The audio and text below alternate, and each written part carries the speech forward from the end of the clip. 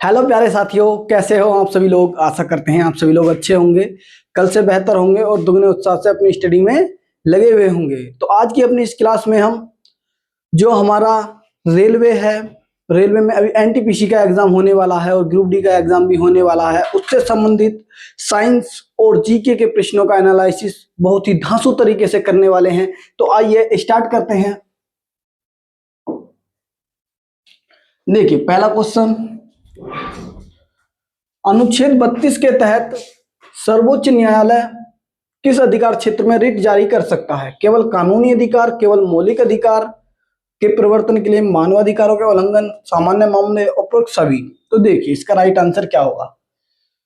जो supreme court writ जारी करता है आर्टिकल 32 से जारी करता है। क्लियर है? आर्टिकल 32 से रिट जारी करता है और इस आर्टिकल 32 को संवैधानिक उपचारों का अधिकार कहा जाता है। संवैधानिक उपचारों का अधिकार कहा जाता है। दूसरा आप याद रखना, आर्टिकल 32 को ही संविधान की आत्मा, ठीक है, संविधान की आत्मा किसने कहा है? बी आर अम्बेडकर के द्वारा कहा गया। दूसरा आप याद रखना कि जो ये मौलिक अधिकारों का बॉडीगार्ड अगर हम माने तो आर्टिकल 32 को मौलिक अधिकारों का बॉडीगार्ड कह सकते हैं, क्योंकि आर्टिकल 32 सभी मौलिक अधिकारों को प्रोटेक्ट करने का काम करता है। इसके द्वारा रिट जारी की जाती है। कौन जारी करता है रिट? सुप्रीम कोर्ट जारी करता है। ठीक, जिस तरह से आर्टिकल 32 में सुप्रीम कोर्ट रिट जारी करता है, उसी तरह से आर्टिकल 226 के तहत, आर्टिकल 226 के तहत हाई कोर्ट रिट जारी करता है। ठीक है, हाई कोर्ट और सुप्रीम कोर्ट में एक अंतर स्पष्ट कीजिए आप। जो सुप्रीम कोर्ट है वो तो केवल मौलिक अधिकारों के लिए रिट जारी करता है, लेकिन हाई कोर्ट फंडामेंटल राइट और उसके साथ साथ अन्य उद्देश्य के लिए भी ये रिट जारी करता है। ठीक है, अन्य उद्देश्य के लिए भी हाई कोर्ट के द्वारा रिट जारी की जाती है। क्लियर है? ये आप याद रखना। दूसरा देख लीजिए, जो सुप्रीम कोर्ट से रिट जारी करने के मामले में हाई कोर्ट का जो अधिकार क्षेत्र है वो बड़ा है। ठीक है, आगे देखते हैं। मौलिक अधिकार, फंडामेंटल राइट। ठीक है, अगर आपसे पूछ ले मौलिक अधिकार किस देश के संविधान से लिए गए हैं, तो मौलिक अधिकारों को यूएसए के संविधान से लिया गया है। अब मौलिक अधिकारों को यूएसए के संविधान से लिया गया है। किस भाग में है? भाग 3 में है। पूछ ले किस आर्टिकल में, तो आर्टिकल 12 से 35 तक है।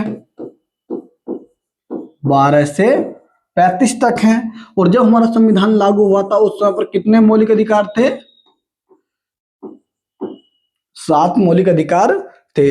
लेकिन वर्तमान में अगर आपसे पूछ ले वर्तमान में कितने मौलिक अधिकार हैं, तो वर्तमान में 6 मौलिक अधिकार हैं। जो संपत्ति का अधिकार था, ठीक है, संपत्ति का जो अधिकार था इसको 44वां कॉन्स्टिट्यूशनल अमेंडमेंट 1978 से, ठीक है, क्लियर है, 44वां संविधान संशोधन 1978 से संपत्ति के अधिकार को मौलिक अधिकार से निकालकर कानूनी अधिकार बनाया गया। ठीक है, कानूनी अधिकार बनाया गया। और आपसे पूछा जा सकता है कि इसको किस आर्टिकल में शामिल किया गया था, तो इसको शामिल किया गया था आर्टिकल 300A में।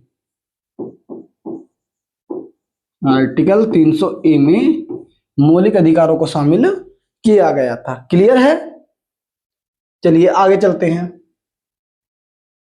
भारत में पश्चिमी शिक्षा और भारतीय पारंपरिक शिक्षा दोनों को बढ़ावा देने के लिए 1825 में कलकत्ता में वेदांत कॉलेज की स्थापना किसने की थी? स्वामी विवेकानंद, ईश्वर चंद्र विद्यासागर, राजा राम मोहन राय या देवेंद्र नाथ टैगोर? तो इसका राइट आंसर राजा राम मोहन राय ही होने वाला है। राजा राम मोहन राय को ही भारतीय पुनर्जागरण का जनक भी कहा जाता है और आधुनिक भारत का निर्माता भी किसको, तो राजा राम मोहन राय को ही कहा जाता है। देखिए इनके द्वारा किस किस संगठन की स्थापना की गई?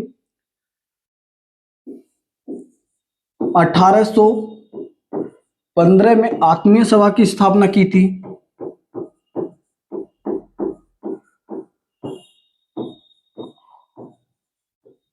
1815 आत्मीय सभा की स्थापना की थी। क्लियर है। दूसरा पूछ ले, 1817 में डेविड हेयर के सहयोग से, डेविड हेयर के सहयोग से हिंदू कॉलेज की स्थापना की, हिंदू कॉलेज की स्थापना की थी। और अगर आपसे पूछ ले हिंदू कॉलेज की स्थापना इनके द्वारा कहां पर की गई, तो हिंदू कॉलेज की स्थापना की गई थी इनके द्वारा कलकत्ता में। क्लियर है, कलकत्ता में स्थापना की गई। आगे ध्यान रखना आप, 1825 में तो वेदांत कॉलेज की स्थापना, कलकत्ता में वेदांत कॉलेज की स्थापना की गई थी। क्लियर है। लेकिन अगर आपसे पूछ ले 1828 में, 1828 में ब्रह्म समाज की स्थापना की गई थी राजा राम मोहन राय के द्वारा। ब्रह्म समाज की स्थापना राजा राम मोहन राय के द्वारा की गई थी और कहां पर, कलकत्ता में ही की गई थी। आगे याद रखना, 1829 में राजा राम मोहन राय के द्वारा सती प्रथा को बैन कराया गया। जो सती प्रथा थी, ठीक है, इसको बैन कराया गया। सती प्रथा थी क्या, जब किसी भी औरत का पति मर जाता था तो उस औरत को अपने पति के साथ ही शहीद होना पड़ता था, उसे ही सती प्रथा कहा जाता था। इसको बैन कराने में मुख्य जो भूमिका थी वो राजा राम मोहन राय की थी। दूसरा याद रखना, किस गवर्नर जनरल का ये काम था, तो लॉर्ड विलियम बेंटिक के द्वारा बैन किया गया। लॉर्ड विलियम बेंटिक के द्वारा बैन किया गया था। क्लियर है। दूसरा आप याद रखना, जो लॉर्ड विलियम बेंटिक है यही भारत के पहले गवर्नर जनरल थे। ठीक है। 1833 के अधिनियम से, 1833 के एक्ट से इनको भारत का पहला गवर्नर जनरल बनाया गया, पहला गवर्नर जनरल बनाया गया। क्लियर है आपको। दूसरा आप याद रखना, जो ये हिंदू कॉलेज है कलकत्ता में है, और एक हिंदू कॉलेज की स्थापना एनी बेसेंट के द्वारा भी की गई थी। लेकिन जो एनी बेसेंट ने हिंदू कॉलेज की स्थापना की थी वो कहां पर, बनारस में की थी। एनी बेसेंट के द्वारा बनारस में की गई थी और यही आगे चलकर बनारस हिंदू यूनिवर्सिटी मदन मोहन मालवीय जी के प्रयासों से बना था। क्लियर है। मदन मोहन मालवीय जी के प्रयासों से बना था। हालांकि हिंदू कॉलेज की स्थापना बनारस में एनी बेसेंट ने की, आगे चलकर बीएचयू बना मदन मोहन मालवीय के प्रयासों से। दूसरा याद रखना, गांधी जी की जो पहली सार्वजनिक उपस्थिति थी, गांधी जी की पहली सार्वजनिक उपस्थिति 1916 में थी और कहां पर थी, तो बीएचयू के उद्घाटन में ही थी। क्लियर है, बीएचयू के उद्घाटन में ही थी। दूसरा आप याद रखना, राजा राम मोहन राय के, इनके नाम में राजा आता है, आपको कंफ्यूजन हो सकता है कि ये किस रियासत के राजा या महाराजा थे। तो राजा राम मोहन राय किसी भी रियासत के राजा नहीं थे। इनको जो राजा की उपाधि है, राजा की उपाधि अकबर सेकंड के द्वारा दी गई थी, अकबर सेकंड के द्वारा दी गई थी। और क्यों दी गई थी, क्योंकि ये अकबर सेकंड की जो पेंशन अंग्रेजों द्वारा दी जाती थी उसको रोक दिया गया था, उसी को दोबारा चालू कराने के लिए इंग्लैंड में गए थे। ठीक है, इसलिए राजा की उपाधि इनको दी गई थी। दूसरा याद रखना, इनके द्वारा संवाद कौमुदी, संवाद कौमुदी जो कि एक बंगाली भाषा का था, और मिरातुल अखबार, मिरातुल अखबार समाचार पत्र जारी किए गए थे। और ये एक फारसी भाषा का समाचार पत्र था। किसके द्वारा जारी किए गए थे, राजा राम मोहन राय के द्वारा ही इनको जारी किया गया था।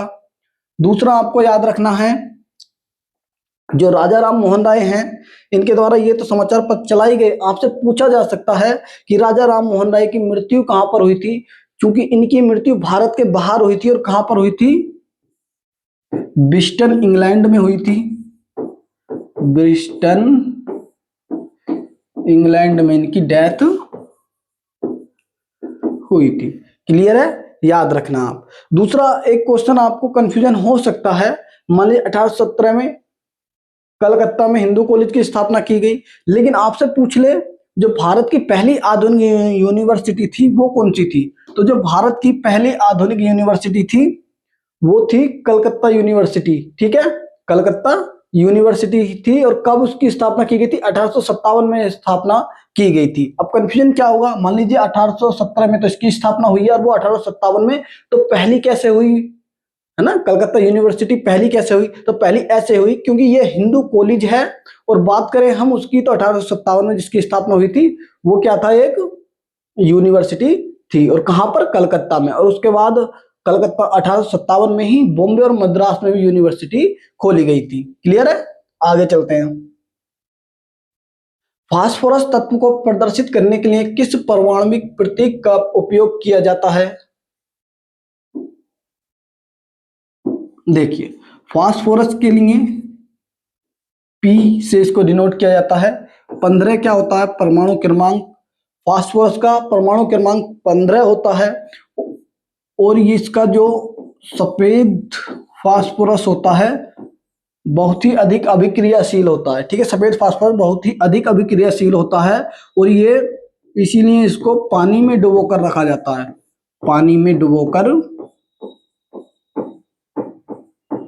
रखा जाता है। दूसरा आप याद रखना, पानी में डुबोकर सफेद फास्फोरस को रखा जाता है। क्लियर है? जो सोडियम होता है उसको केरोसिन या मिट्टी के तेल में भिगो कर रखा जाता है क्योंकि वो भी बहुत ही एक्टिव होता है। ठीक है, तो याद रखना पानी में किसको? फास्फोरस को।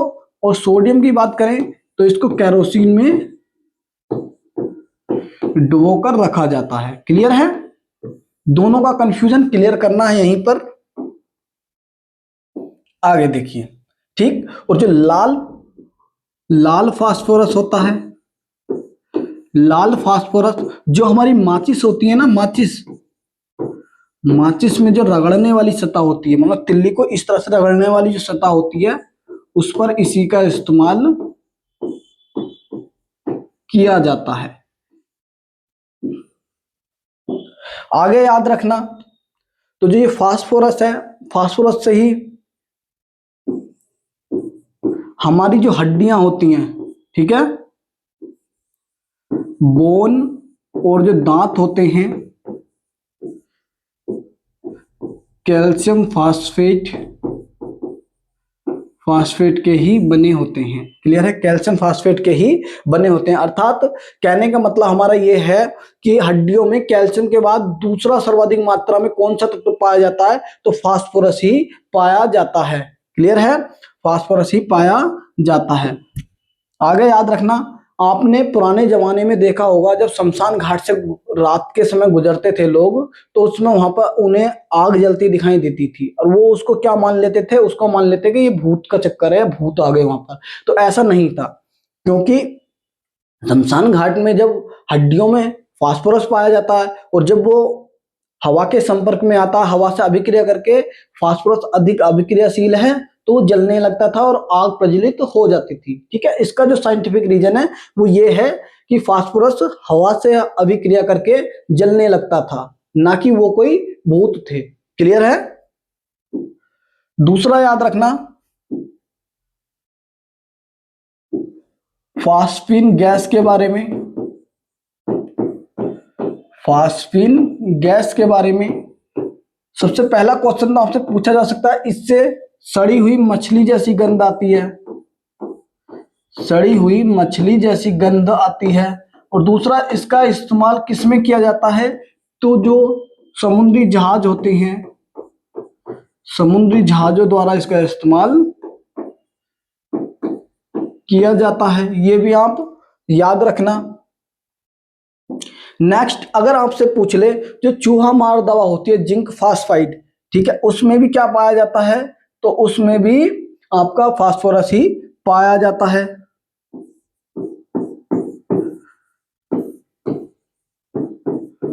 जिंक फास्फाइड चूहा मार दवा।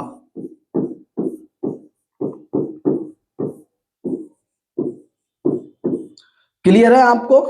ठीक है, आगे चलते हैं अपने नेक्स्ट क्वेश्चन पर। पौधों की पत्तियों में प्रकाश संश्लेषण द्वारा तैयार भोजन को पौधे के अन्य भागों तक पहुंचाने का कार्य कौन करता है? जाइलम, फ्लोएम, रंध्र या जड़? देखिए, पहली बात, भोजन बनता कहां पर है? तो भोजन पत्तियों में बनता है। पत्तियों में भी क्या पाया जाता है? कहां पर? क्लोरोप्लास्ट में बनता है। क्लोरोप्लास्ट में बनता है, ठीक है। और इस क्लोरोप्लास्ट को ही पौधों का रसोई घर कहा जाता है। पौधों का रसोई घर कहा जाता है। क्लियर है? पौधों का रसोई घर, क्योंकि यहां पर खाना बन रहा है। दूसरा, माइटोकॉन्ड्रिया के समान ही इस क्लोरोप्लास्ट में खुद का डीएनए पाया जाता है। खुद का डीएनए किसमें पाया जाता है? क्लोरोप्लास्ट में ही माइटोकॉन्ड्रिया के समान पाया जाता है, ठीक। दूसरा, इसी क्लोरोप्लास्ट में क्या पाया जाता है? क्लोरोफिल पाया जाता है। और क्लोरोफिल का काम क्या होता है? तो जो पौधों का रंग हरा होता है, पौधों का रंग जो हरा होता है, पौधे की जो पत्तियां होती हैं, हरा रंग इसी के कारण होता है। क्लियर है? और पूछ ले आपसे, क्लोरोफिल में कौन सा वर्णक पाया जाता है? तो क्लोरोफिल में मैग्नीशियम धातु क्लोरोफिल में पाई जाती है। क्लियर है? दूसरा, एक क्वेश्चन आपके मन में जरूर आता होगा, मान लीजिए जैसे टमाटर ही है, सब्जियों को ले लीजिए। जैसे टमाटर है, जब कच्चा होता है वो हरा होता है, ठीक है, लेकिन जब पक जाता है वो लाल क्यों हो जाता है ना? टमाटर कच्चा है तो हरा है, पक गया तो लाल कैसे हो जाता है?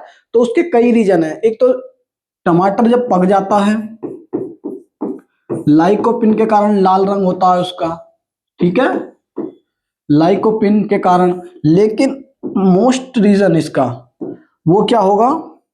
तो वो ये होगा, जो ये क्लोरोप्लास्ट होता है टमाटर में, क्लोरोप्लास्ट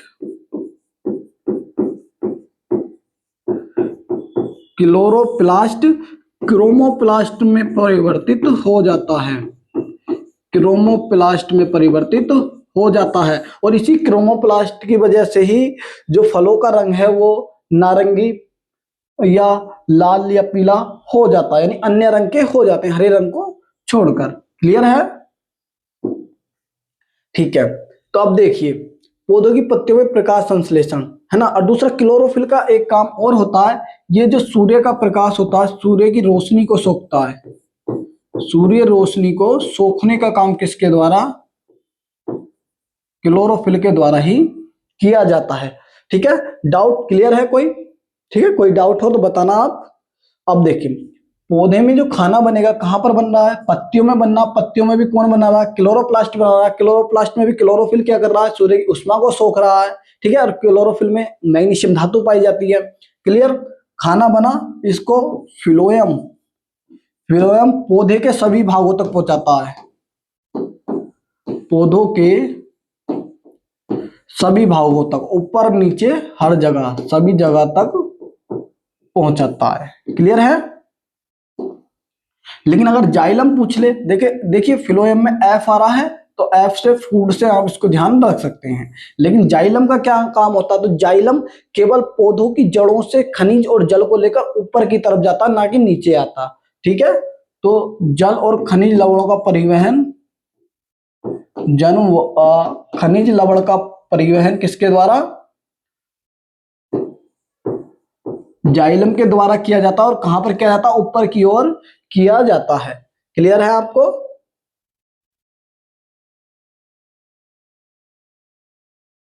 सक्रियता श्रेणी के आधार पर निम्नलिखित में से कौन सी धातु सबसे कम अभिक्रियाशील है? पोटेशियम, मैग्नीशियम, लोहा या सोना? देखिए, सक्रियता श्रेणी के आधार पर आप खुद ही सोचिए। सोना इसका राइट आंसर होगा, जिसको ओरम से ये बना है, ठीक, इसलिए इसे AU से डिनोट किया जाता है। और 79 इसका क्या होता है? परमाणु क्रमांक होता है। क्लियर है?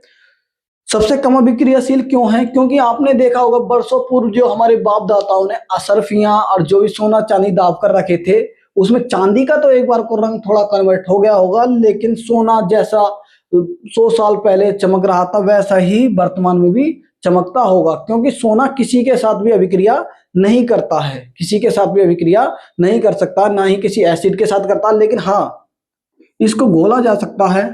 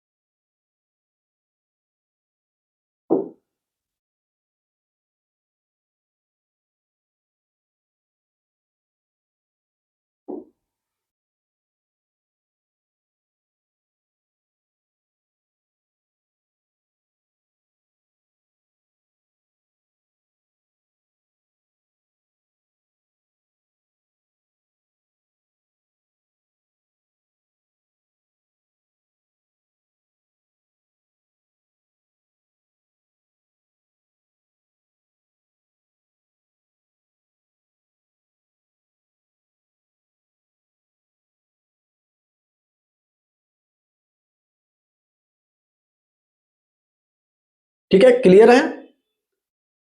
थोड़ा टेक्निकल ग्लिच हो गया था, कोई दिक्कत नहीं है। चलिए आगे चलते हैं हम। सक्रियता श्रेणी के आधार पर निम्नलिखित में कौन सी धातु, ठीक है, ओरम थी, गोल्ड थी, ठीक है, वर्षों बाद भी वैसी चमकती हमें दिखाई देती है। इसको केवल और केवल किस में घोला जा सकता है? तो इसको केवल और केवल अम्लराज,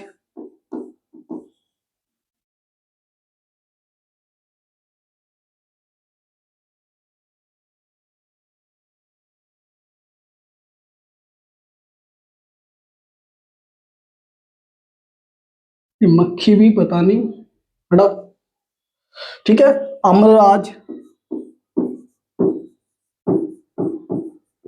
अम्लराज,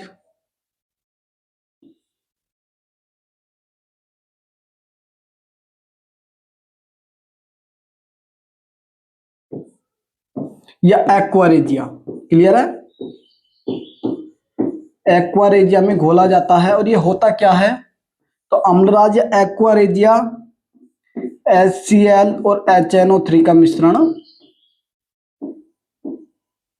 होता है। क्लियर है आपको? HCl और HNO3 का मिश्रण होता है। दूसरा आप याद रखना, सोना से ही संबंधित झूठा सोना किसे कहा जाता है? झूठा सोना किसे कहा जाता है? तो झूठा सोना आयरन पाइराइट को कहा जाता है। आयरन पाइराइट को कहा जाता है। ये बिल्कुल और बिल्कुल सोने की तरह दिखाई देता है, लेकिन बेसिकली सोना होता नहीं है। क्लियर है? सोना होता नहीं है। आयरन पाइराइट को झूठा सोना कहा जाता है। आगे मैं बात करूं आपसे, तो देखिए सोना AU गोल्ड होता है, उसी तरह से आप याद रखना AG के बारे में, यानी कि जो सोना होता है, सोना से थोड़ी कम अभिक्रियाशील चांदी होती है, चांदी का इस्तेमाल AgBr फोटोग्राफी में, सिल्वर ब्रोमाइड का इस्तेमाल किसमें? फोटोग्राफी में किया जाता है। क्लियर है? सिल्वर आयोडाइड AgI का इस्तेमाल किसमें किया जाता है? कृत्रिम वर्षा में किया जाता है। कृत्रिम वर्षा में इसका इस्तेमाल किया जाता है।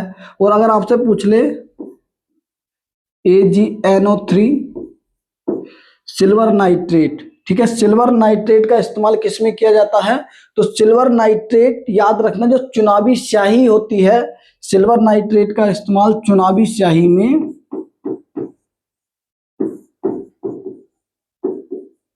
किया जाता है।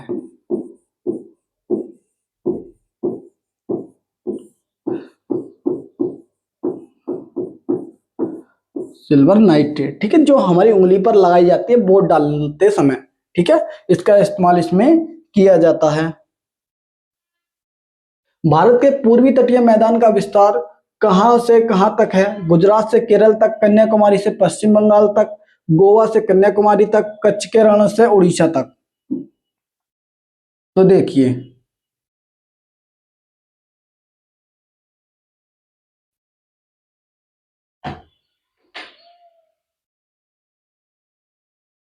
ठीक है, कन्याकुमारी से पश्चिम बंगाल तक। तो इसका जो राइट आंसर होगा, कन्याकुमारी से पश्चिम बंगाल तक पूर्वी तटीय मैदान पाया जाता है। ठीक, अब देखिए उड़ीसा का जो तट है उसको उत्कल तट कहा जाता है, उत्कल तट कहा जाता है। दूसरा पूछ लें आपसे, उत्तरी सरकार तट उड़ीसा का दक्षिणी भाग, ठीक है, उत्तरी सरकार तट।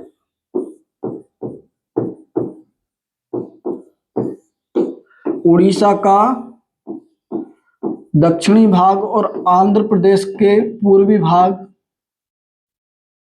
आंध्र प्रदेश के उत्तरी भाग, ठीक है, आंध्र प्रदेश के उत्तरी भाग और उड़ीसा के दक्षिणी भाग को क्या कहा जाता है, उत्तरी सरकार कहा जाता है। दूसरा आप याद रखना, इसके बाद आता है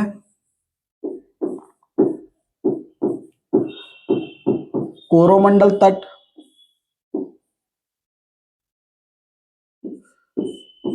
कोरोमंडल तट ये तमिलनाडु और आंध्र प्रदेश में फैला हुआ है, ठीक है, तमिलनाडु और आंध्र प्रदेश के तट को क्या कहा जाता है, कोरोमंडल तट कहा जाता है। दूसरा याद रखना, जो लौटता हुआ मानसून होता है उससे कहां पर वर्षा होती है, कोरोमंडल तट पर ही वर्षा होती है। लौटते मानसून से वर्षा कहां पर, कोरोमंडल तट पर वर्षा होती है। दूसरा आप देखिए, भारत के पूर्वी तट पर, भारत के पूर्वी तट पर कौन कौन सी झीलें स्थित हैं, तो पूर्वी तट पर भारत की सबसे बड़ी खारे पानी की झील कहां पर है, चिल्का झील, चिल्का झील उड़ीसा में है। कोलेरू झील याद रखना आप, कोलेरू झील कहां पर है, पूर्वी तट पर ही है और कहां पर, आंध्र प्रदेश में है। पुलिकट झील कहां पर है, पुलिकट झील आंध्र प्रदेश और तमिलनाडु की सीमा पर है, आंध्र प्रदेश और तमिलनाडु की सीमा पर है। दूसरा आप याद रखना, देखो कोरोमंडल तट है तमिलनाडु में, इसी कोरोमंडल तट पर ही एक बीच है मरीना बीच, ठीक है, मरीना बीच, जो कि भारत का सबसे लंबा, भारत का सबसे लंबा समुद्री तट है।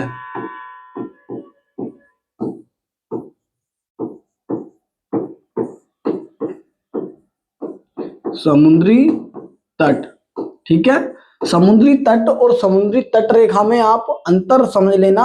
अगर समुद्री तट पूछे भारत का सबसे लंबा मरीना बीच है, और समुद्री तट रेखा पूछे तो सबसे बड़ी किसकी है, गुजरात की है। क्लियर है, गुजरात की है सबसे लंबी। चलिए आगे चलते हैं। प्रसिद्ध तख्त ए बही शिलालेख किस पार्थियन शासक के शासनकाल का उल्लेख इसमें मिलता है, माउस, गोर्डो फर्निस, एजेंस प्रथम, रुद्रदामन। तो गोर्डो फर्निस का उल्लेख इसमें मिलता है, कहां पर है ये, पाकिस्तान में है, पाकिस्तान में। एक मिनट रुकना,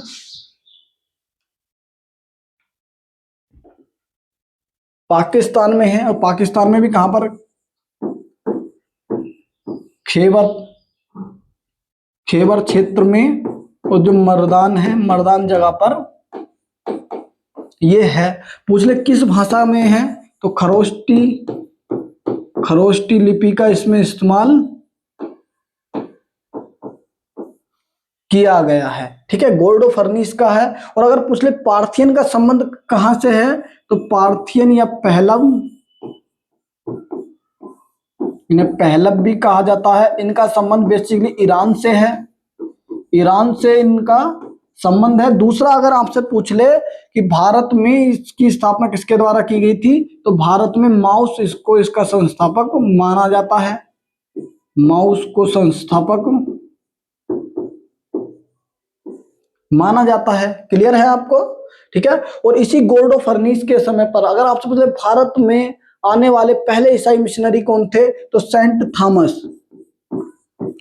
सेंट थॉमस भारत आने वाले पहले ईसाई मिशनरी थे, आने वाले फर्स्ट ईसाई। ठीक है, और ये फेमस क्यों है?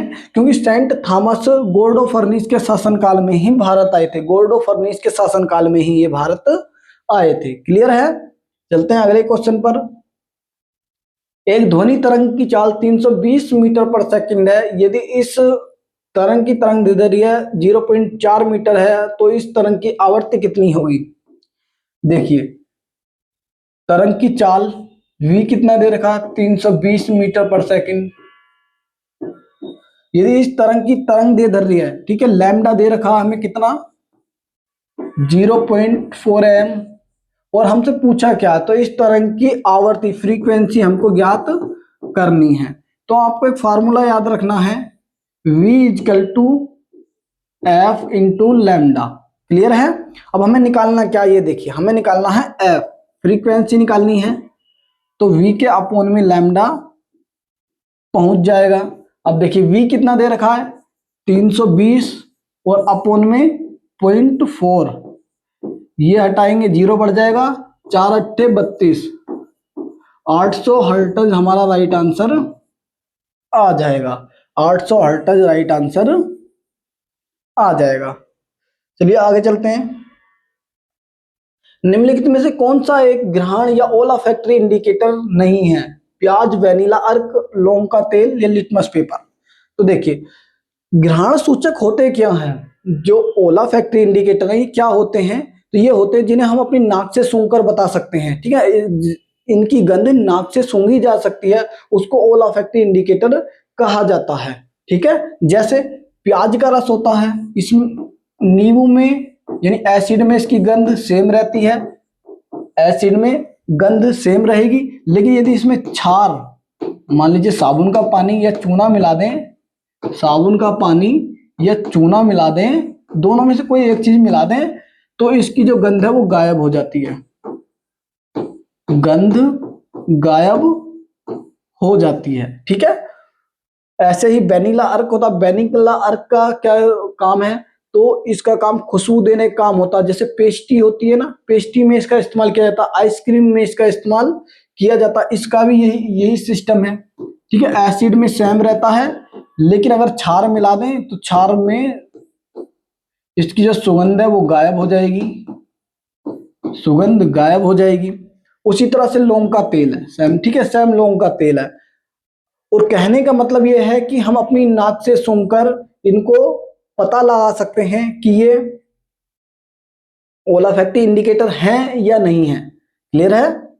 लिटमस पेपर, लिटमस पेपर में गंध परिवर्तित नहीं होती है, गंध परिवर्तित नहीं होती है, क्योंकि ये एक रंग का सूचक है, रंग का सूचक है। मान लीजिए अम्ल या क्षार इस पर डालने पर, चूंकि ये किसका बना होता है? लाइकेन का बना होता है, लाइकेन का बना होता है लिटमस पेपर। अम्ल और क्षार डालने पर इसका रंग परिवर्तित होता है, ना कि गंध परिवर्तित होती है। तो इसका जो राइट आंसर होगा लिटमस पेपर राइट आंसर होगा। ठीक है, क्योंकि प्याज की भी गंध परिवर्तित हो रही है, वेनिला अर्क की भी हो रही है, लौंग के तेल की भी हो रही है, लेकिन लिटमस पेपर की गंध परिवर्तित नहीं हो रही, इसलिए हमारा राइट आंसर लिटमस पेपर होगा। ठीक है, यही इसका सही आंसर है। चलिए आगे चलते हैं। टोस्टर में तापन तार विद्युत धारा प्रवाहित होने पर लाल दीप्त क्यों हो जाता है? क्योंकि इसका गलनांक बहुत कम होता है, इसका प्रतिरोध उच्च होता है, विद्युत ऊष्मा में बदल जाता है, या क्योंकि यह प्रकाश उत्सर्जित करने के लिए डिजाइन किया गया है, क्योंकि इसमें बहुत कम धारा प्रवाहित होती है। तो इसका राइट आंसर होगा इसका प्रतिरोध। ठीक है, प्रतिरोध और गलनांक दोनों उच्च होते हैं। और ये होता क्या है? टोस्टर, इसमें ब्रेड को सेका जाता है। ठीक है, ब्रेड को सेका जाता है इसके अंतर्गत। उच्च प्रतिरोध, मान लीजिए इसमें जो तार होता है, उच्च प्रतिरोध का मतलब क्या है? तो उच्च प्रतिरोध, मान लीजिए उससे धारा प्रवाहित होगी, तो उच्च प्रतिरोध जिसका भी होगा वो धारा प्रवाहित होने से रोकेगा, और धारा प्रवाहित होने से उसमें रोकेगा, नहीं होने देगा अपने से धारा प्रवाहित। तो उस धारा और जो प्रवाहित नहीं होने दे रहा, दोनों के बीच घर्षण उत्पन्न होगा। मान लीजिए जैसे हथेली रगड़ते हैं ना, हथेली रगड़ने पर हमारी हथेलियां गर्म हो जाती हैं। उसी तरह से जब उन दोनों के बीच घर्षण उत्पन्न होगा तो वो लाल प्रदीप्त हो जाता है, यानी कि रोशनी देने लगता है। क्लियर है? ग्रेट। यह जैसे हीटर होता है ना, हीटर का जो तार है वो नाइक्रोम का बना होता है, इसका भी प्रतिरोध उच्च होता है, नाइक्रोम। ये जैसे बल्ब होता है, बल्ब का फिलामेंट टंगस्टन का बना होता है, उसका भी प्रतिरोध और गलनांक क्या होता है? उच्च होता है। जो प्रेस होती है, प्रेस की जो नीचे की तली होती है, उसका भी प्रतिरोध क्या होता है? उच्च होता है। क्लियर है? इसका भी प्रतिरोध उच्च होता है। और नाइक्रोम जैसे तत्वों का इस्तेमाल इसमें किया जाता है, धातुओं का इस्तेमाल किया जाता है। या जैसे पानी गर्म करने वाली रोड होती है, उसमें भी इसका ही इस्तेमाल किया जाता है। 21 नवंबर 2024 को भारत के 15वें नियंत्रक महालेखा परीक्षक के रूप में किसने शपथ ली? गिरीश चंद्र मुर्मू, के संजय मूर्ति, राजीव महर्षि, शक्तिकांत दास। तो जो इसका राइट आंसर होगा, के संजय मूर्ति इसका राइट आंसर होने वाला है। क्लियर है? अब देखिए आप, कंट्रोलर एंड ऑडिटर जनरल होता क्या है? तो कंट्रोलर एंड ऑडिटर जनरल जो जनता का पैसा होता है, जनता के पैसा का चौकीदार इसको कहा जा सकता है, क्योंकि सरकार ने कहां पर कितना पैसा खर्च किया, किस योजना में कितना पैसा लगाया, या कोई मान मेडिकल कॉलेज बना उसमें कितना पैसा लगाया, उन सब की जो ऑडिट है, उन सब की जो जांच है, वो कंट्रोलर एंड ऑडिटर जनरल के द्वारा ही की जाती है। के संजय मूर्ति हैं और इसके पद का प्रावधान आर्टिकल 148 में है। आर्टिकल 148 में इस पद का प्रावधान है। नियुक्ति किसके द्वारा की जाती है? नियुक्ति राष्ट्रपति के द्वारा की जाती है। राष्ट्रपति के द्वारा नियुक्ति की जाती है। ठीक है? दूसरा याद रखना, भारत के पहले कौन थे? तो पहले कैग थे बी नरहरि राव। बी नरहरि राव भारत के पहले कैग थे। दूसरा अगर आपसे पूछ ले तो ये लोक लेखा समिति का इसको मित्र व मार्गदर्शक कहा जाता है। लोक लेखा समिति का मित्र व मार्गदर्शक।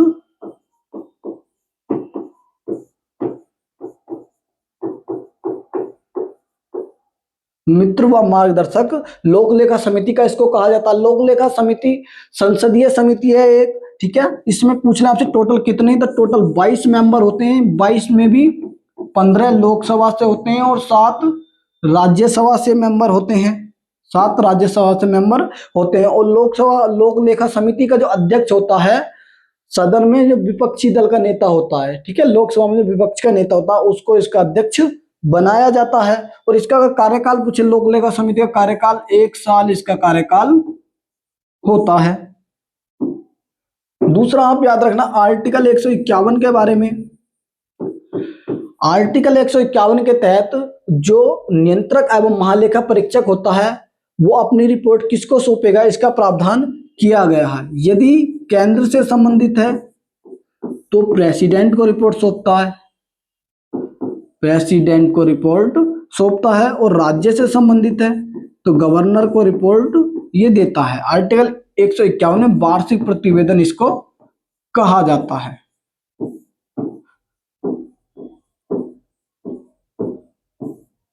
क्लियर है?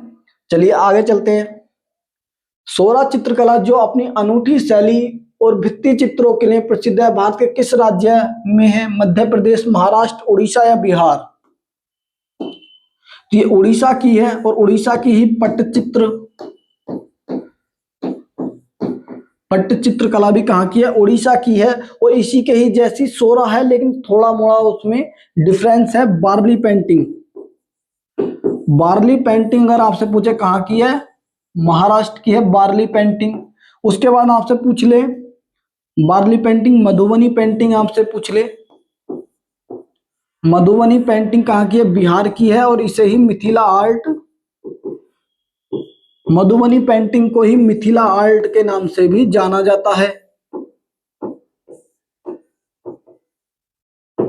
क्लियर है? मिथिला आर्ट के नाम से ही जाना जाता है। दूसरा आपको याद रखना कलमकारी के बारे में।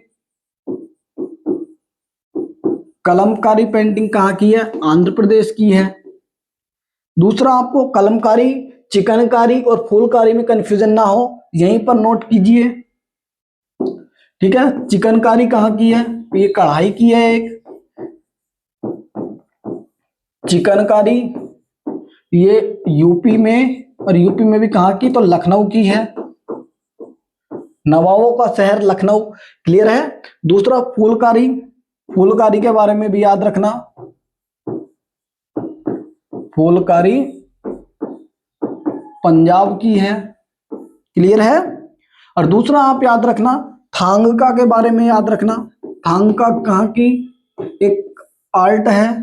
तो थांगका है लद्दाख और सिक्किम की एक आर्ट है, और किस धर्म से? बौद्ध धर्म से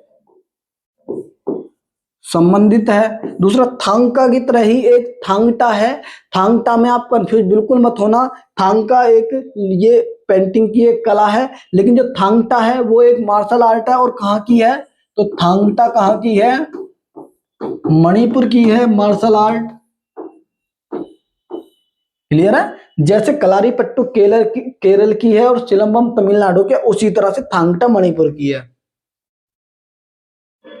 ब्रिटिश शासन के दौरान 1943 में स्थापित IPTA, Indian People's Theatre Association की मुख्य भूमिका क्या थी? ब्रिटिश सरकार की नीतियों का प्रचार करना, सांस्कृतिक माध्यमों, नाटक, संगीत से साम्राज्यवाद के विरुद्ध जन जागरूकता फैलाना, केवल धार्मिक नाटकों का मंचन करना, भारतीय व्यापारियों के हितों की रक्षा करना। तो इसका राइट आंसर है सांस्कृतिक माध्यम, नाटक, संगीत से साम्राज्यवाद के विरुद्ध, यानी कि जो अंग्रेजी नीति थी, यानी अंग्रेजों की नीति थी, अंग्रेजों का विरोध करना।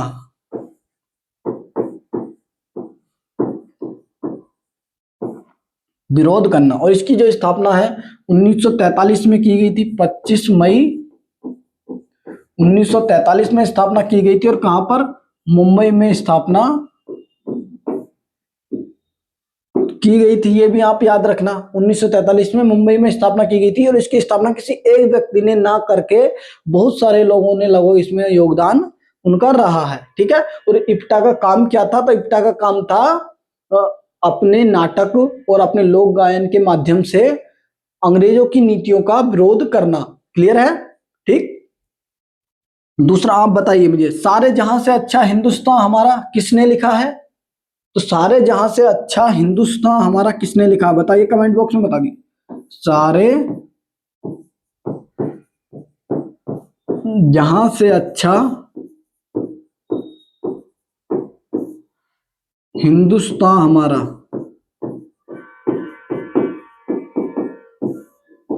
ठीक है, हिंदुस्तान हमारा, तो ये लिखा था अल्लामा इकबाल, जिन्हें मोहम्मद इकबाल के नाम से ही जाना जाता है। मोहम्मद इकबाल या अल्लामा इकबाल के नाम से भी इनको जाना जाता है। ठीक है। सारे जहां से अच्छा हिंदुस्तान हमारा। अब देखिए यहां पर बात देखिए, इस गीत में तो देशभक्ति मोहम्मद इकबाल के शब्दों में झलक रही है, लेकिन पाकिस्तान, पाकिस्तान तो नहीं, यानी कि इन्होंने मुस्लिमों के लिए अलग राज्य की मांग की गई थी सर्वप्रथम इनके द्वारा। मुस्लिमों के लिए पृथक राज्य की जो मांग है सर्वप्रथम किसके द्वारा की गई थी? अल्लामा इकबाल के द्वारा ही की गई थी, क्योंकि इनके द्वारा की गई है ना। अब जो इनके द्वारा लिखा गया है सारे जहां से अच्छा हिंदुस्तान हमारा, ठीक, तो ये मैंने यहां पर क्यों बताया? क्योंकि इसकी जो धुन डिजाइन की थी, इसकी जो धुन डिजाइन की थी, म्यूजिक डायरेक्टर 1945 में कौन थे इप्टा के? पंडित रविशंकर। ठीक है, पंडित रविशंकर, जो कि एक सितार वादक हैं। पंडित रविशंकर एक क्या है? सितार वादक हैं। इनके द्वारा ही सारे जहां से अच्छा हिंदुस्तान हमारा की जो धुन है उसको डिजाइन किया गया था पंडित रविशंकर के द्वारा। और यही इप्टा के 1945 में क्या थे? 1945 में म्यूजिक डायरेक्टर थे। ठीक है। अब आइए अपने क्वेश्चन पर। पृथक राज्य की मांग, पाकिस्तान शब्द किसने दिया था? पाकिस्तान शब्द दिया था चौधरी रहमत अली ने। चौधरी रहमत अली ने पाकिस्तान शब्द दिया था।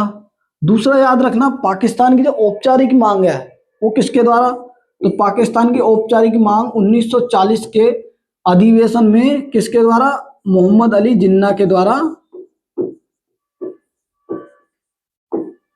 की गई थी। ठीक है, 1940 में मोहम्मद अली जिन्ना के द्वारा मुस्लिम लीग के अधिवेशन में इसकी मांग औपचारिक की गई। क्लियर है, आगे चलते हैं। निम्नलिखित में से कौन सी एक प्रसिद्ध नदी सिंधु बेसिन तंत्र का हिस्सा है, गोदावरी, यमुना, सतलज या कावेरी। तो देखिए गोदावरी यमुना है उत्तर भारतीय नदी, बाकी गोदावरी और कावेरी दक्षिण भारत की हैं, तो इसका राइट आंसर सतलज होगा। सतलज जिसे शतुद्री के नाम से भी जाना जाता है, इसका नाम ऋग्वेद में शतुद्री मिलता है। अब देख, सिंधु नदी कहां से निकलती है,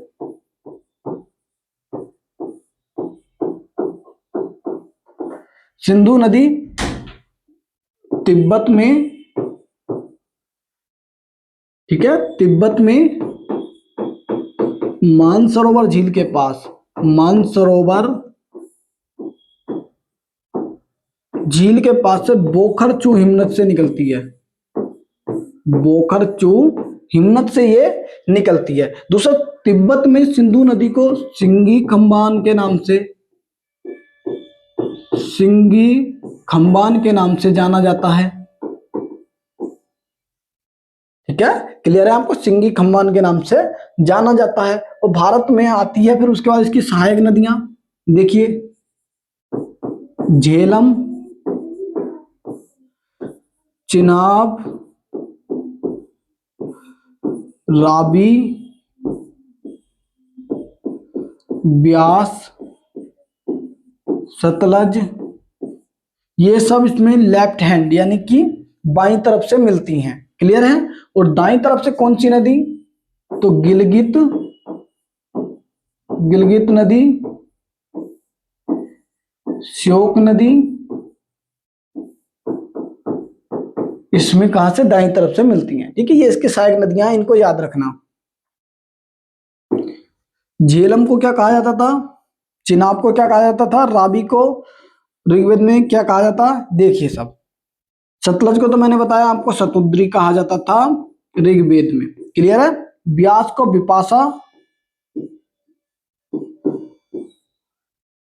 राबी को परुषणी, चिनाब को अस्कनी, झेलम को वितस्ता, वितस्ता के नाम से जाना जाता था। क्लियर है। अब जो 1960 में सिंधु जल समझौता हुआ था वो इन्हीं 5 नदियों और एक इसमें झेलम नदी को लेकर सिंधु जल समझौता हुआ था। सिंधु जल समझौता को भी याद रखना, किस किस के बीच हुआ था, भारत और पाकिस्तान के बीच हुआ था। और किसने कराया था, तो वर्ल्ड बैंक के द्वारा इस समझौते को कराया गया था।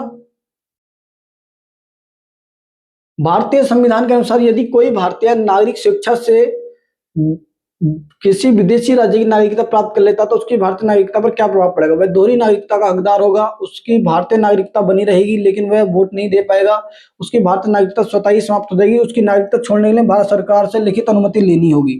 तो देखिए इसका राइट आंसर है उसकी नागरिकता स्वतः ही समाप्त हो जाएगी। इस बात का उल्लेख है आर्टिकल 9 में, आर्टिकल 9 में इस बात का उल्लेख है। ठीक है, नागरिकता आया है तो नागरिकता देखिए संविधान के किस भाग में है, नागरिकता भाग 2 में है,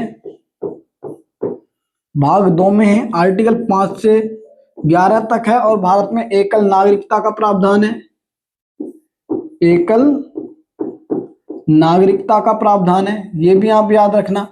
क्लियर है। अब देखिए, अब जैसे ये दे रखा उसकी भारतीय नागरिकता बनी रहेगी लेकिन वह वोट नहीं दे पाएगा। एक पढ़िए आप एनआरआई, ठीक है, एनआरआई, दूसरा है पीओआई और तीसरा है ओसीआई। ठीक है, देखिए आप एनआरआई नॉन रेजिडेंट इंडियन, जो कि भारत के बाहर, भारत के ही नागरिक हैं, भारत के बाहर पैसा कमाने जाते हैं, उन्हें एनआरआई कहा जाता है। एनआरआई कहा जाता है। 182 दिन जो भारत से बाहर रह लेता है उसे एनआरआई घोषित किया जाता है, लेकिन इनकी नागरिकता समाप्त नहीं होती, ये भारत में ही वोट दे सकते हैं। पीसीआई, जिनके बाप दादा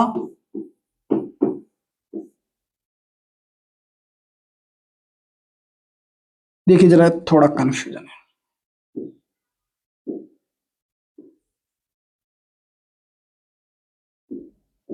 person of the Indian origin, ठीक है, पीआईओ, ठीक है, जिनके बाप दादा कहाँ के थे, भारत के थे, भारत के थे, लेकिन औलाद कहाँ पे जन्मी, विदेश में जन्मी, ठीक है, तो उन्हें कहा जाता है पीओआई, और उनके पास नागरिकता भी क्या है, विदेशी है, लेकिन इनको पीआईओ कार्ड हमारी गवर्नमेंट के द्वारा जारी किया जाता है, उसके द्वारा इनको भारत में बिना वीजा के आने की अनुमति मिलती है, ठीक है, भारत में बिना वीजा के आने की अनुमति मिलती है, और इसको 2015 में समाप्त करके OCI overseas citizen of India के अंतर्गत शामिल कर दिया गया। ये आप ध्यान रखना, ओसीआई क्या होते हैं, ओसीआई भी सेम यही है, लेकिन इसमें क्या है, भारत में रहने सब सुविधा मिलेंगी जो भारतीय नागरिक को मिलती हैं, लेकिन इनको क्या नहीं मिलता, वोट डालने का अधिकार नहीं मिलता है, वोट डालने का अधिकार नहीं मिलता है। क्लियर है? ये थोड़ा गलत लिख गया था हमें पीसीआई, लेकिन कोई नहीं, पब्लिक ऑफ इंडियन ओरिजिन, ये याद रखना, पर्सन ऑफ इंडियन ओरिजिन ये है इसका, ठीक है। ओसीआई क्या होते हैं, जिनके बाप दादा भारत के थे, उनकी औलाद विदेशों में पैदा हुई, उस भारतीय मूल की औलाद को भारत आने के लिए जो अनुमति है वो इसी कार्ड के तहत दी जाती है। ये कार्ड जारी किया जाता है, इसके द्वारा इन्हें भारत में वोट डालने की अनुमति नहीं है, लेकिन भारत में ये क्या कर सकते हैं, रह सकते हैं, पैसे कमा सकते हैं, व्यापार कर सकते हैं आदि इनके द्वारा किया जाता है। पीआईओ को 2015 में समाप्त करके ओसीआई में ही शामिल कर दिया गया। जैसे मैं आपको बताऊं तो जो आलिया भट्ट हैं, ठीक है, आलिया भट्ट हैं,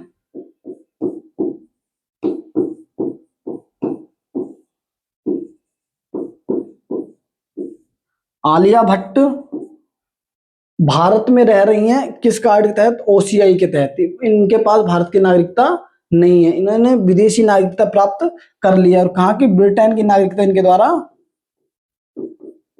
प्राप्त की गई, यानी ब्रिटिश नागरिकता इनके पास है, भारत में ओसीआई कार्ड पर ही ये रह रही हैं। क्लियर है? देखिए, प्राणी संपोषण की प्रक्रिया में भोजन ग्रहण करने का सबसे पहला चरण कौन सा होता है? प्राणी संपोषण, पाचन, अंतग्रहण, अपशोषण या स्वांगीकरण। तो देखिए, अंतग्रहण, अंतग्रहण का मतलब भोजन को मुंह में लेना, भोजन मुंह में लेना क्या है, प्राणी संपोषण। जो परपोषी होते हैं, परपोषी क्या होते हैं, जो अपना भोजन स्वयं नहीं बना पाते, उन्हें क्या कहा जाता है, परपोषी कहा जाता है, उसके अंतर्गत ही इस पोषण को, प्राणी संपोषण को रखा जाता है, या इसी में ही दूसरे आते हैं मृतोपजीवी, और तीसरे इसी में आते हैं परजीवी, ठीक है। तो जो भोजन अपना मुंह से लेते हैं, मुंह से भोजन चबाकर खाते हैं, ठीक है, वो कैसे होते हैं, प्राणी संपोषण होते हैं, जैसे इसमें मानव आता है, जानवर आते हैं, ये सभी इसके अंतर्गत आते हैं। अंतग्रहण से भोजन मुंह में लिया, उसके बाद उसका क्या होगा, डाइजेशन, पाचन होगा, पाचन के बाद क्या होता है, उसके बाद अपशोषण होता है। अपशोषण का मतलब जो पचा हुआ भोजन है, पचा भोजन, उसमें जो खून में ये मिल जाता है, खून में मिल जाता है, और खून में मिलने के बाद इसे फिर हमारी कोशिकाओं द्वारा ऊर्जा बनाने में काम किया जाता है। इसका कोशिका द्वारा ऊर्जा बनाने में यूज किया जाता है, ऊर्जा बनाने में इसका यूज किया जाता है। पचे हुए भोजन का खून में मिलना क्या कहलाता है, अपशोषण कहलाता है, और उस खून में मिले हुए भोजन का काम एनर्जी बनाने में जब होता है तो उसको क्या कहा जाता है, स्वांगीकरण उसको कहा जाता है, ठीक है। मैंने मृतोपजीवी बताया, मृतोपजीवी क्या होते हैं, तो मृतोपजीवी वह होते हैं जो अपना भोजन भोजन सड़े गले गले जीवों से प्राप्त करते हैं, जीवों से प्राप्त करते हैं, जिसमें बैक्टीरिया, कुछ बैक्टीरिया इसी के अंतर्गत आते हैं, फफूंद आदि इसके अंतर्गत आते हैं। और जैसे परजीवी है, परजीवी क्या होते हैं, जो अपना भोजन किसी के साथ रहकर प्राप्त करते हैं, किसी के साथ रहकर अपना भोजन प्राप्त करते हैं। जैसे परजीवी में आपको समझ में आया, जैसे अमरबेल होती है ना, अमरबेल, अमरबेल जो पीली कलर हरी कलर की होती है और पेड़ों पर चढ़ जाती है ऊपर तक, तो ये अपना भोजन किससे प्राप्त करती है, ये वो पेड़ों से ही अपना भोजन प्राप्त करती है। ये जैसे जूं होती हैं, जूं क्या करती हैं, जूं हमारे सिर में पाई जाती हैं और सिर में खून चूसने का काम इनके द्वारा किया जाता है। जौ,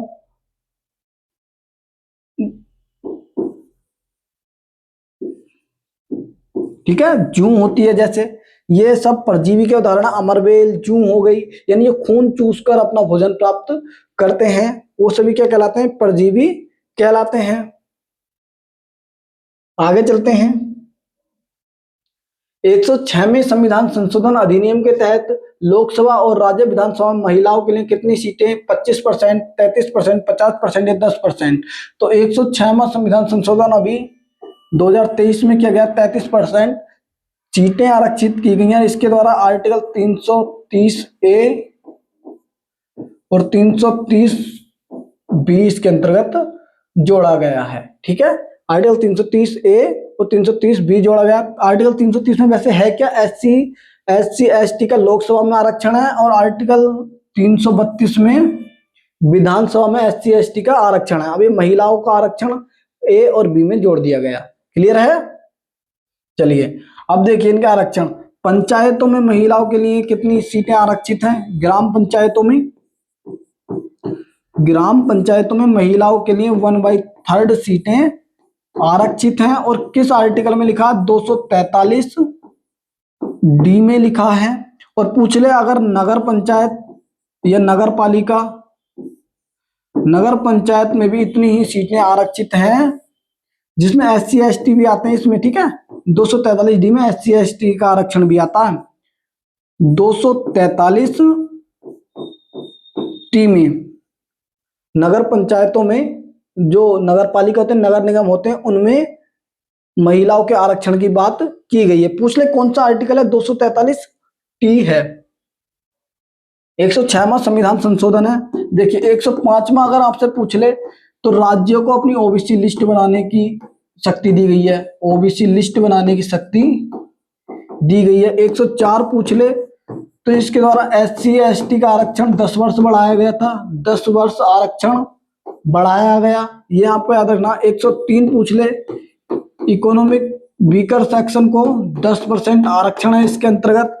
102 पूछ ले, ओबीसी आयोग की बात इसके अंतर्गत की गई है। ओबीसी आयोग की बात इसके अंतर्गत की गई है। और 101वां संविधान संशोधन पूछ ले तो इसके द्वारा GST को शामिल किया गया है। क्लियर है आपको? कोई भी डाउट? चलिए आगे चलते हैं। एक वैज्ञानिक ने बहुकोषीय जीवों का अध्ययन किया। उनके निष्कर्ष के अनुसार जटिल बहुकोषीय जीवों में प्रजनन के लिए निम्नलिखित में से कौन सी विधि का उपयोग सामान्यतः नहीं किया जाएगा? इसमें भी दे रखा था पौधों में। ठीक है, याद रखना, छूट गया हमारी टाइपिस्ट से।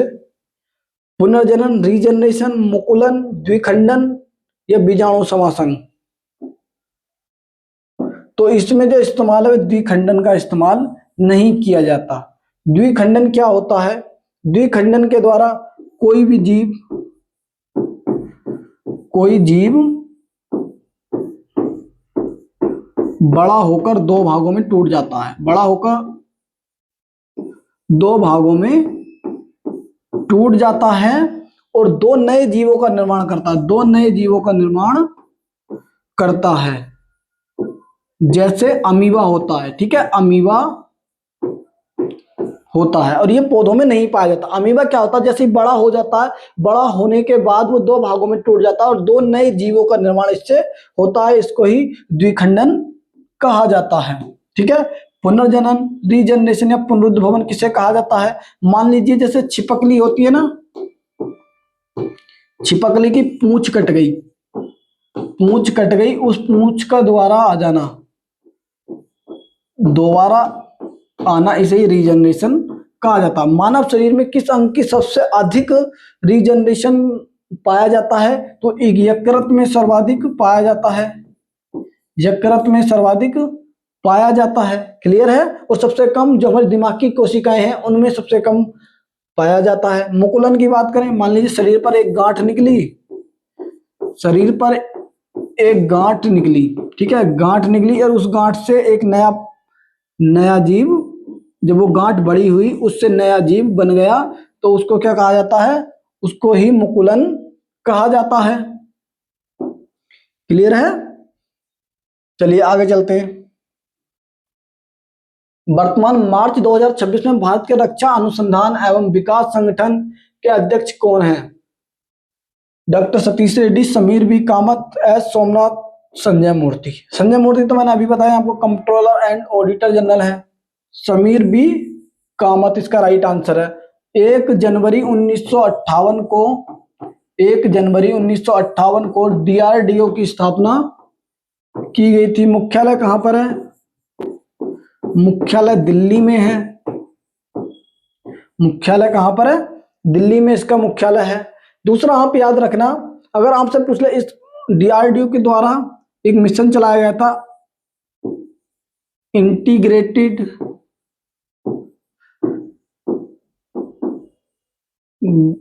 गाइडेड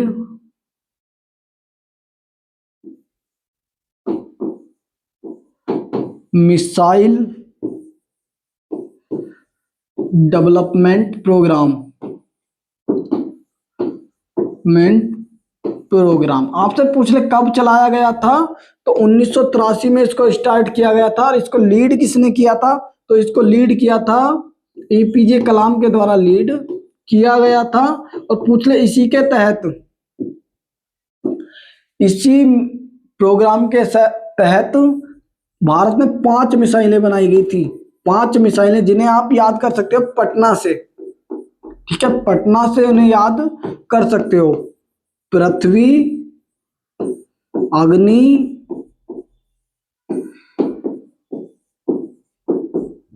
त्रिशूल, नाग और आकाश।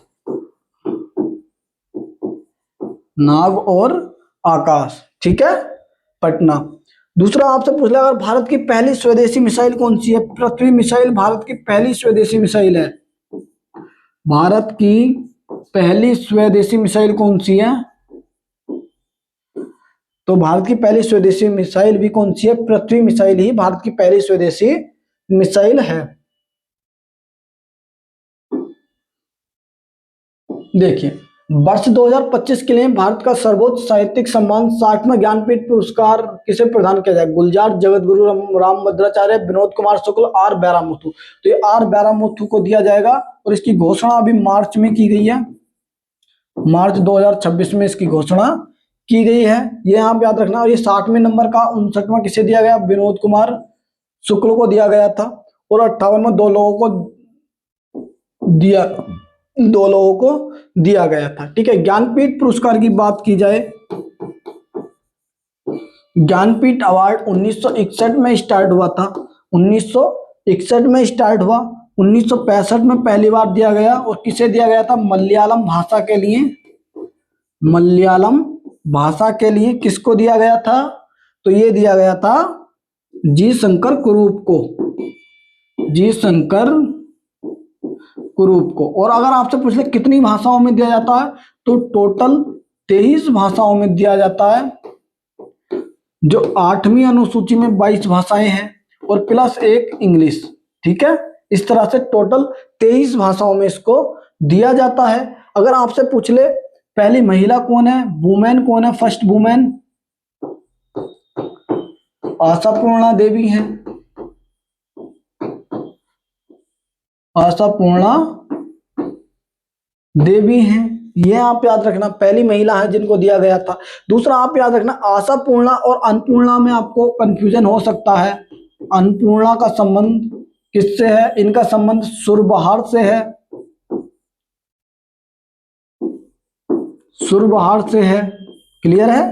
आशापूर्णा याद रखना, ये इनको ज्ञानपीठ अवार्ड पाने वाली पहली महिला। और अन्नपूर्णा के बारे में पूछे तो अन्नपूर्णा सुरबहार से संबंध रखती हैं, और ये सुरबहार से संबंध रखती हैं। ठीक है। उस्ताद अलाउद्दीन खान,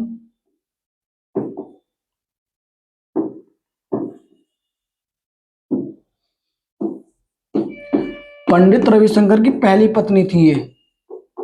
पंडित रविशंकर जो कि एक सितार वादक हैं, सितार वादक हैं, उनकी पहली पत्नी कौन थी? तो पंडित रविशंकर की पहली ही पत्नी थी कौन? अन्नपूर्णा। क्लियर है? तो आज की अपनी इस क्लास को यहीं रखते हैं, मिलेंगे आपसे अपनी अगली क्लास में, तब तक के लिए धन्यवाद।